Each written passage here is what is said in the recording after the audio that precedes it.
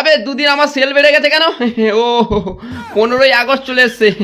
সারা বছর মিষ্টির দোকানের কোন পোঁদে পড়ে থাকি ভগবানও খোঁজ নিতে আসে না। এই সেল বেড়ে গেছে, সবাই সবাই এসে খুঁজছে 300 পিস 400 পিস লাড্ডু হবে। সালা কেউ কোনোদিন মুখে তুলেও দেখে না, আবার বলছে 300-400 পিস লাড্ডু দাও, বেশি হয়ে গেলে ফেরত দেবো, এরকম এরকম এরকম পলিসি আছে।